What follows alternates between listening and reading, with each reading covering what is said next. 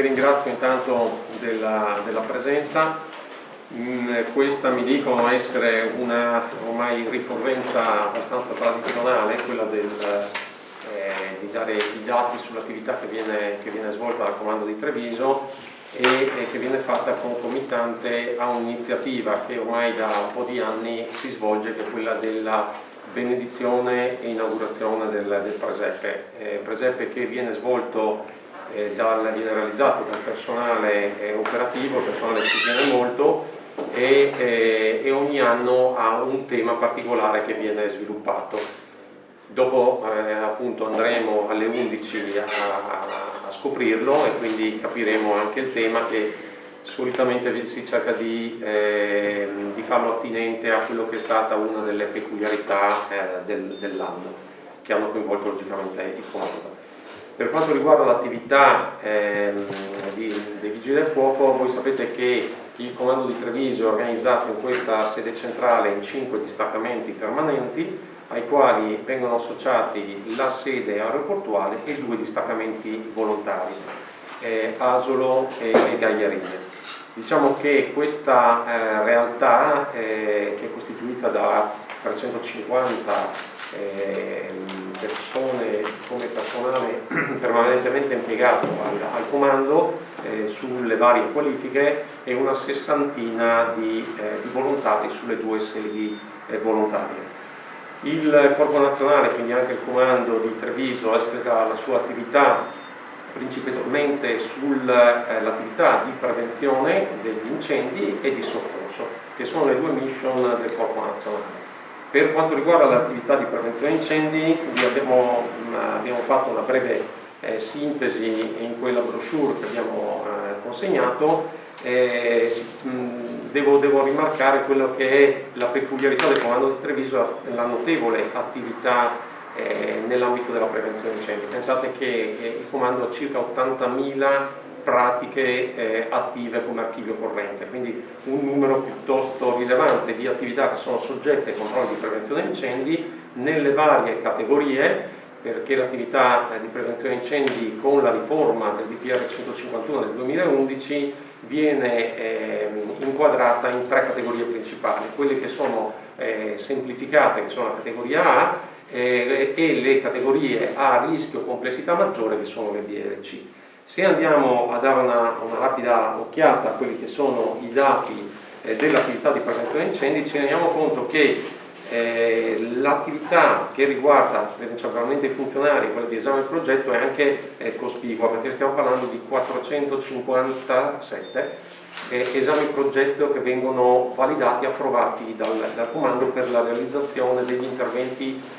o di realizzazione di nuove attività o di modifiche di attività complesse. Poi abbiamo tutta un'attività che è l'attività di controllo, che si espleta sia sulle attività semplici ma anche sulle attività complesse, che presentano la segnalazione certificata di inizio attività. In questo caso vediamo che per quanto riguarda le SCIA di attività più semplice siamo oltre 1100 SCIA presentate. Come obbligo di legge noi abbiamo il 5% dei controlli, l'8% come obiettivo che viene dato dal Ministro dell'Interno, siamo a un 38% di controlli che vengono comunque svolti, quindi un'attività piuttosto incessante. Per le attività di tipo C, che sono quelle più complesse, quindi quelle maggiormente delicate, in cui c'è un pericolo maggiore, l'obbligatorietà del controllo è il 100%. Il Comando di Treviso, uno dei pochi direi in Italia, lo sottolineerei, è quello che riesce a fare tutta questa attività di controllo. Difatti le SCIA-C controllate vedete che sono 231, perché questo 5 in più, perché logicamente essendoci dei tempi di attuazione una parte di quelle dell'anno scorso sono state fatte, quindi 5 sono state fatte quest'anno. Però riusciamo a coprire il 100% delle attività di controllo delle categorie C. Dicevo, l'attività si espleta anche con una intensa attività formativa. Oggi siamo in quest'aula perché il comando è impegnato in un'attività formativa molto importante sia interna che esterna, e quindi le altre aule sono occupate. Per quanto riguarda l'attività esterna, cioè quella che noi andiamo a dare alle aziende per sensibilizzare quello che è la cultura della sicurezza, vediamo che nonostante i problemi legati alla pandemia, quindi alle sospensioni che ci sono state alle attività formative esterne, siamo riusciti lo stesso a organizzare 27 corsi formativi, 70 sono state le sessioni d'esame rivolte al personale che deve acquisire per legge l'attestato, no, di addetto antincendi, quindi per l'attività complessa di quel 10 marzo 98, tutta una serie di attività come gli ospedali, piuttosto che le scuole, le case di riposo, eccetera, o le attività di pubblico spettacolo, devono avere del personale con attestato rischio alto. E abbiamo in questo caso organizzato 70 sessioni per 421 attestati rilasciati, quindi formato, anzi accertato 421 persone che possono svolgere questa attività. Intensa è stata anche l'attività di polizia giudiziaria, ci sono ben 72 attività sanzionatorie che abbiamo attivato a seguito appunto di notizie di reato, 43 sono state le indagini delegate da parte dell'autorità giudiziaria al comando, e 470 sono stati i rapporti di intervento che abbiamo rilasciato al cittadino a seguito di interventi che sono stati svolti e quindi che per tutte le conseguenze legate all'assicurazione eccetera sono state richieste. Per quanto riguarda invece l'attività di vigilanza, voi sapete che i vigili del fuoco svolgono nelle strutture di pubblico spettacolo un'attività di vigilanza. Il pubblico spettacolo è quello che forse è stato più colpito dagli effetti della pandemia, perché fino difatti al mese d'agosto i locali di pubblico spettacolo sono stati chiusi, quindi dal mese di agosto sono riniziate quelle attività nei teatri piuttosto che nei locali temporanei, e in questo caso sono stati svolti quest'anno 20 servizi con 91 unità di vigili del fuoco per un totale di 460 ore rese. Da ultimo, per quanto riguarda l'attività di prevenzione, abbiamo... di prima partenza... Ecco, questo è purtroppo il bello della diretta. No. Abbiamo 80 commissioni che si sono svolte, o commissioni comunali o commissioni provinciali per locali di pubblico spettacolo e intrattenimento, commissione esplosive, carburanti, e questo è l'ultimo degli aspetti legati appunto a questa attività che direi che è un'attività di controllo e di monitoraggio. Vediamo invece il soccorso tecnico urgente. Per quanto riguarda il soccorso ho portato una statistica, un andamento degli interventi negli ultimi 10 anni, e realizzandolo si nota una cosa un po' particolare, che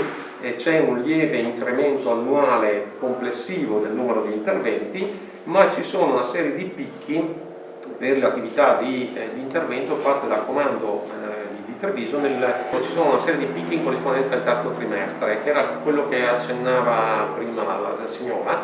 Quest'anno è andata bene dal punto di vista dell'acqua, quindi del soccorso legato alle intense precipitazioni atmosferiche, che solitamente sono verso la fine del periodo estivo, quindi in corrispondenza del terzo trimestre. E vediamo che queste si ripetono effettivamente ogni anno, quindi il comando è sollecitato in termini di risposta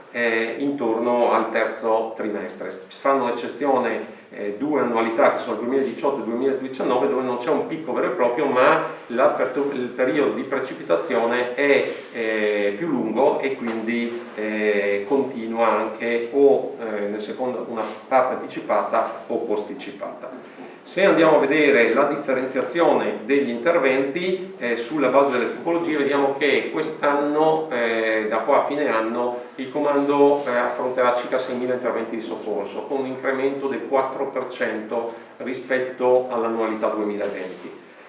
E possiamo effettivamente vedere che il numero delle attività, questa è una statistica fatta in base alla variazione dell'ultimo quinquennio, il numero di interventi che quest'anno abbiamo reso per risposte a precipitazioni intense è calato del 33%, perché effettivamente ci sono state minori precipitazioni. Invece sono aumentate, e anche abbastanza, siamo al 6%, gli incendi e le esplosioni, forse probabilmente anche dovuto alla ripresa dell'attività produttiva,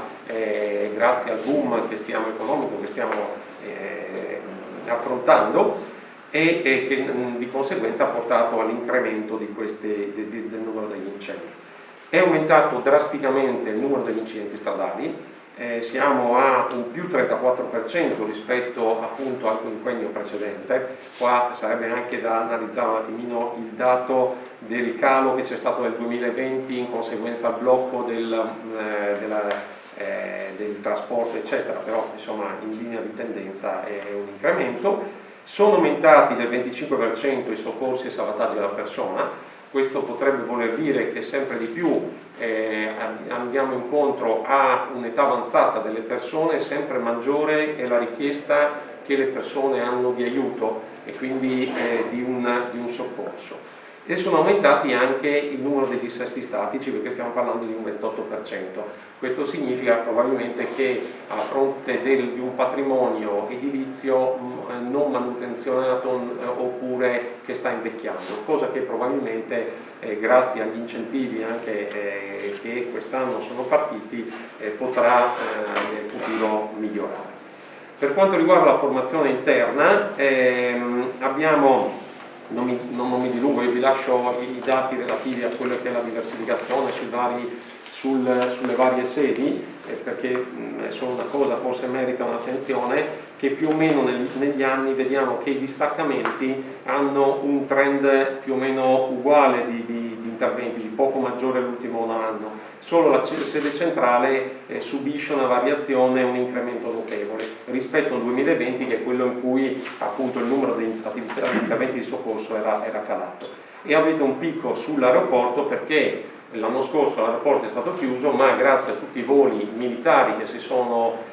stati per le attività legate all'emergenza Covid, garantendo un'assistenza, sono aumentati nel corso del 2020 questa tipologia di interventi. Tornando alla formazione interna, che dicevo è molto importante perché è quella che permette al vigile del fuoco di svolgere al meglio la propria attività senza farsi male e sapere cosa fare, e su questo io rimarcherei anche il fatto che il vigile del fuoco interviene quando i sistemi di sicurezza sono falliti e quindi in condizioni che non sono le solite condizioni a cui siamo abituati tutti quanti a operare, quindi sono situazioni di pericolo intenso. E quindi la formazione interna serve proprio al vigile del fuoco per poter affrontare al meglio e non farsi male in queste situazioni, quindi quelle di pericolo. Noi abbiamo qua Treviso è la sede del polo didattico anche regionale, quindi fa un'attività, svolge un'attività che è un'attività formativa interna di carattere nazionale, regionale e provinciale. Infatti se andiamo a vedere quelli che sono i corsi, ne abbiamo fatti ben 19 nel corso dell'anno, 7 di questi avevano carattere regionale per oltre 298 discenti e quasi 2000 ore di formazione. Se pensate che tutto questo viene svolto senza personale aggiuntivo ma col personale del comando, capite anche l'impegno per il comando nei confronti della formazione. E tra l'altro abbiamo anche svolto una parte dei corsi di completamento del percorso iniziale, del percorso formativo iniziale dei vigili del fuoco per l'ingresso in carriera. Quindi quei corsi che si fanno a Roma, una parte di questi corsi è stato svolto a Treviso, quindi un'attività piuttosto intensa. Ultima considerazione sulle attività particolari svolte nel 2021. Qua ho inserito quelli che sono stati, io sono qua da 3 mesi, quindi non ho partecipato a tutte queste attività. Nelle attività particolari c'è stato l'incendio di via Pennacchi, l'incendio del 24 aprile, sicuramente un intervento rilevante perché tra l'altro il personale è riuscito a portare in salvo una persona disabile che altrimenti avrebbe potuto andare incontro a conseguenze ben rilevanti, e anche il padre che aveva deciso di rimanere a fianco, e per questo il comando ha ricevuto anche una menzione, un ringraziamento da parte del sindaco. L'incendio importante alla Coventia che è avvenuto il 6 giugno, ricordo che è un'azienda che produce delle specialità chimiche che servono al trattamento superficiale, rubinetteria piuttosto che edilizia, quindi materiale di rubinetteria o edilizia. È andato a fuoco il magazzino e lì abbiamo avuto un lavoro, è stato svolto un lavoro piuttosto importante con 8 squadre sul posto, però questo ha permesso di contenere l'incendio, quello che è il magazzino, di avviare con l'azienda dal punto di vista della prevenzione incendi un percorso che ha permesso di non bloccare l'attività produttiva e siamo in fase di completamento, perché l'altro giorno abbiamo avuto anche un incontro con i dirigenti dell'azienda. Sono in corso di completamento anche i lavori di adeguamento che riporteranno al completo ripristino e ammodernamento anche dei magazzini, quindi un intervento dedicato per quello che è stato coinvolto, ma anche per quello che poi è seguito proprio per garantire la produzione. Scusi, ma l'azienda quindi sta completando i lavori? L'azienda sta completando i lavori, sì, certo, perché ci sono stati dei problemi legati anche all'approvvigionamento di certi materiali, ormai sapete,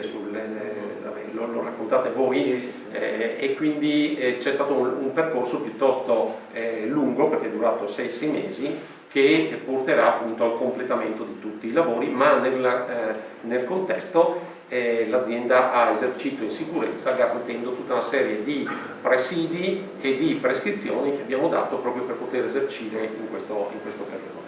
Ultima cosa, e riguarda appunto il mio arrivo qua, la falegname Dezen di Cairano San Marco, dove sono andate a fuoco una quantità notevole di materiale ligneo che è durato 5-6 giorni come incendio, quindi piuttosto lungo, proprio a causa della quantità di materiale ligneo che è stato coinvolto.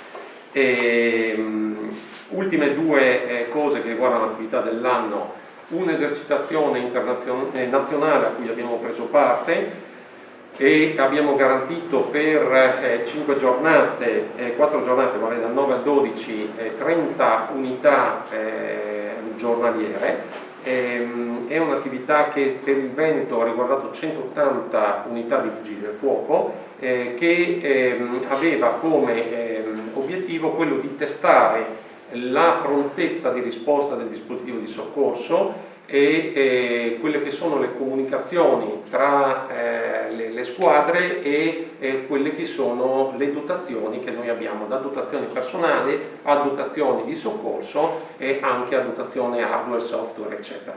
Il numero di scenari è stato anche considerevole, perché avevamo 7 scenari in cui il personale si è esercitato appunto in tutte quelle che sono le nostre specialità in cui siamo suddivisi. Da ultimo, per cercare anche di riprendere quella che era l'attività che veniva solitamente svolta anche grazie all'associazione, cioè i nostri pensionati, l'Associazione Nazionale del Corpo Nazionale, abbiamo nel contesto della pandemia